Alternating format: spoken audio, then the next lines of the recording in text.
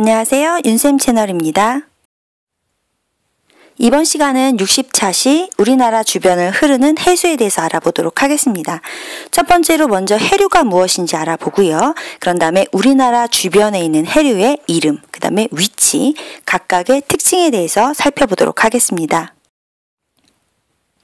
첫 번째로는요, 해류의 개념을 설명해 보도록 하겠습니다. 해류라고 할 때 이 해자는 바다를 얘기해요. 이 류자는요, 한자 뜻을 풀어보면 흐르다 라는 뜻을 가지고 있어요. 붙여서 해석을 해보면 바닷물이 흘러가는 게 해류입니다. 즉 해수의 흐름, 이렇게 설명을 하죠. 다만 조건이 있어요. 그냥 막 흘러가는 것이 아니라 일정한 방향으로 흘러가야 돼요. 또 한 번만 갔다 끝나는 것이 아니라 지속적으로 해수가 그쪽 방향으로 흘러가면 우리는 걔를 해류 이렇게 부르는 거죠. 그렇다면 해류는 왜 발생할까 하는 거죠. 바닷물이 가만히 있지 않고 일정한 방향으로 바닷물이 계속 흘러간대요. 그러면 이렇게 해류가 발생하는 원인이 뭐냐는 거죠. 원인은 바람입니다. 밑에 있는 실험 그림을 한번 볼게요. 왼쪽 그림은 지금 수조가 있고요. 그 위에 색깔 모양의 플라스틱이 둥둥 떠 있어요. 플라스틱 조각이죠. 그리고 헤어 드라이어가 있는데 지금 현재 얘는 꺼놓은 거예요. 그래서 여기선 바람이 나오지 않아요. 그랬더니 플라스틱 조각이 처음에 띄워놓은 상태 그대로 한 곳에 이렇게 머물러 있는 것을 확인할 수가 있습니다. 그런데 이 상태에서 드라이어를 키면요, 바람이 나오게 되죠. 그런데 얘를 껐다가 끄면요, 여기 위에 있었던 플라스틱 조각이 바람이 불 때는 살짝 움직여요. 끄면 다시 이렇게 머뭇머뭇거려요. 이동하지 않는다는 얘기죠. 그래서 드라이어를 켜긴 켜는데 계속 켜는 거예요. 그럼 여기서 바람이 계속 나오겠죠?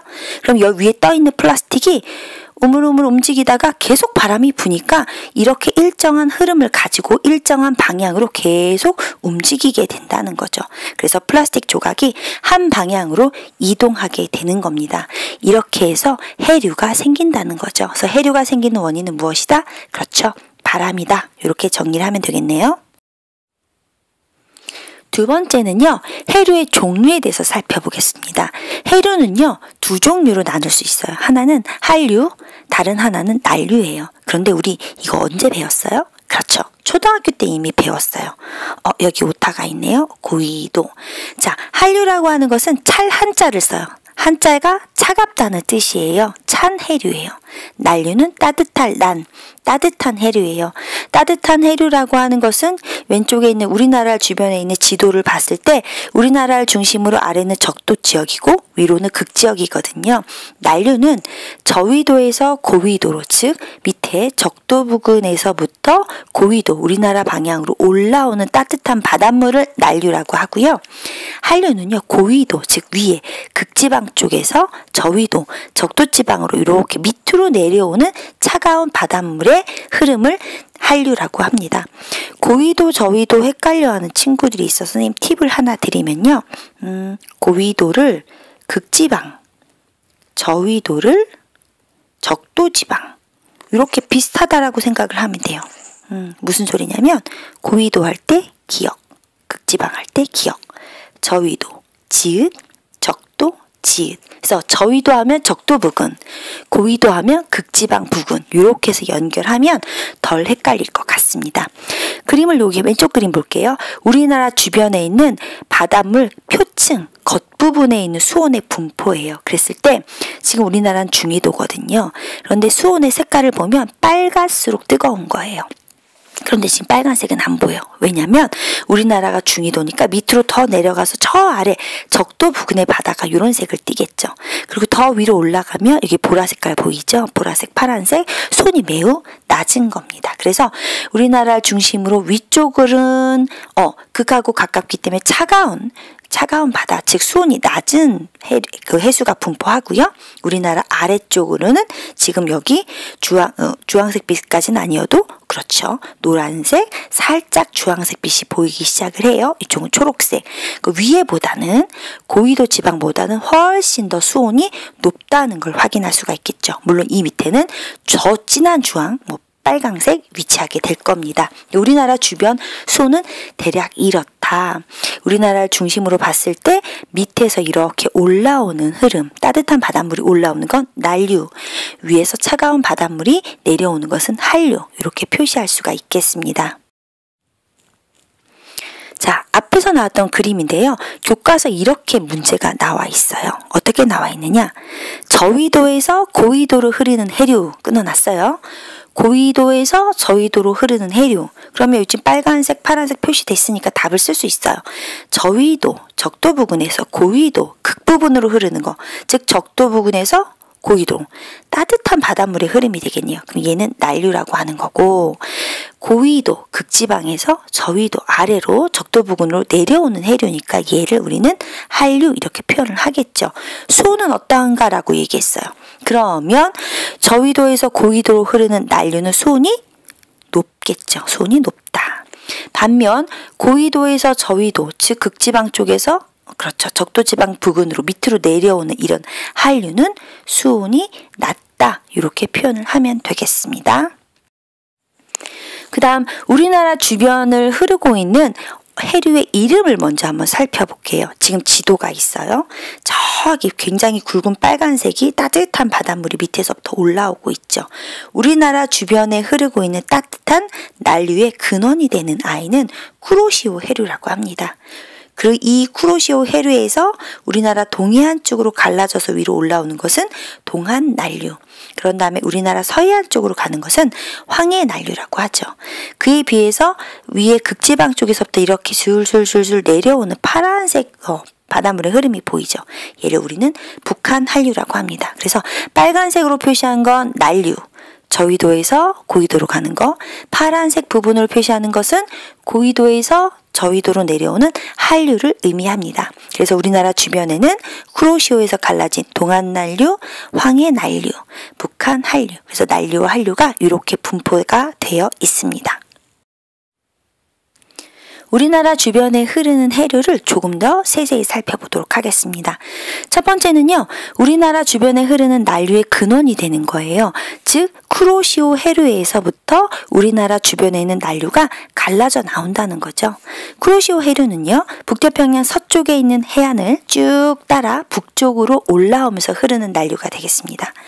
황해 난류는요, 쿠로시오 해류 일부가 우리나라 서해안, 서해 쪽으로 흐르는 해류를 우리는 황해를 서해라고 하죠. 황해로 흐르는 난류를 황해 난류라고 합니다.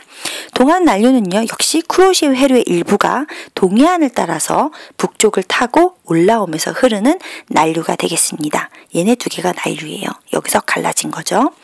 북한 난류는요, 위에서부터 내려오는 거예요. 극지방. 즉 극에서 타고 내려오다가 연해주 부근에 있는 한류가 그 밑으로 내려오면서 그 일부가 동해안을 따라 남쪽으로 흐르는 해류가 되겠습니다. 색깔도 파랗게 표시가 되어 있죠. 얘는 한류입니다. 그 다음 두 번째는요, 조경수역에 대해서 알아볼 건데요. 요건 꼭 시험 문제에 조경수역이 무엇인지 어디에 있는지에 대해서는 꼭 예시문 안에 포함이 되어 있더라고요. 조경수역은요, 쉽게 말하면 한류하고 난류가 만나는 곳이에요. 그럼 그림을 한번 볼까요? 이 부분이 지금 조경수역이래요. 우리나라 동해안에 있네요. 위에서부터 북한 한류가 이렇게 내려오고 있어요. 이게 북한 한류거든요. 쿠로시오에서 갈라져서 동해안을 타고 올라오는 것이 동한 난류예요. 즉 따뜻한 동한 난류와 차가운 북한 한류가 만나는 곳을 우리는 조경수역이라고 합니다. 그러면 찬 바닷물에 사는 물고기, 더운 바닷물에 사는 물고기가 만나는 곳이네요. 그래서 물고기의 종류가, 즉 어종이 풍부하고 여기서 고기를 잡으면 다양한 고기들이 잡힐 수 있는 곳이다라고 생각하시면 되겠습니다. 조경수역에 대해서 좀 더 살펴보겠습니다. 조경수역은 한류와 난류가 만나는 해역이다 라고 얘기했고요. 우리나라 동해안을 살펴보면요, 이쪽이 난류라고 했으니까 동한 난류와 여기가 한류라고 했으니까 북한 한류가 만나서 조경수역을 만듭니다.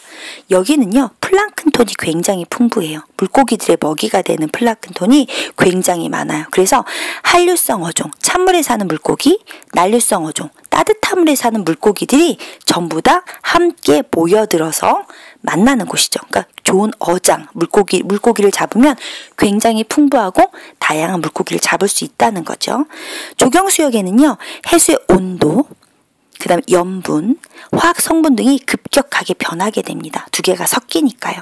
그 다음 난류의 세력이 강한 여름에는요, 이 조경수역의 위치가 조금 위쪽으로 북상하고요.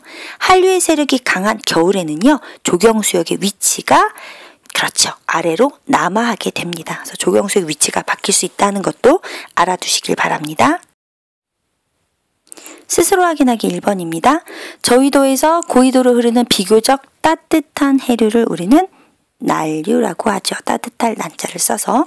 2번, 동해를 흐르는 해류에는요, 동한 난류와 위에서부터 내려오는 북한 한류가 있습니다. 해수는요, 일정한 방향으로 흐른다고 했고요. 한 번이 아니라 지속적인 흐름을 보인다고 했습니다. 우리나라 동해에 북한 한류가 강하게 흐르면 조경수역의 위치는 어떻게 달라질까 설명해 보자. 북한 한류는요, 세력이 강해지잖아요. 그럼 더 남쪽까지 내려오게 돼요. 그래서 동한 한류하고 북한 한류가 만나서 형성되는 조경수역은 더 남쪽에서 형성이 될 것 같습니다. 이렇게 서술형 교과서에다가 정리를 해주세요. 오늘 수업의 핵심입니다. 첫 번째로는요, 해류의 개념을 먼저 설명했어요. 해류는 해수의 흐름이다. 다만 일정한 방향성을 갖고 지속적으로 흘러가야 우리는 해류다. 이렇게 설명을 하고요. 우리나라 주변에 있는 해류를 보면 차가운 한류와 따뜻한 난류로 나눌 수 있지만 난류 같은 경우는 쿠로시오 해류에서 갈라져서 동한 난류와 황해 난류로 나뉘어지고 위에서부터는 북한 한류가 내려오게 됩니다. 조경수역은요, 한류와 난류가 만나는 해역으로 우리나라 같은 경우는 동해안에서 만들어지고요. 이 조경수역에서는 다양한 어종, 한류성, 그 다음에 난류성 어종이 만나고 플랑크톤이 풍부하고 좋은 어장을 형성하면서 그렇죠, 세력에 따라서 이 조경수역의 위치가 남하할 수도 위로 북상할 수도 있다. 이렇게 설명을 했습니다. 다음 시간에는요, 드나드는 해수에 대해서 배워보도록 하겠습니다.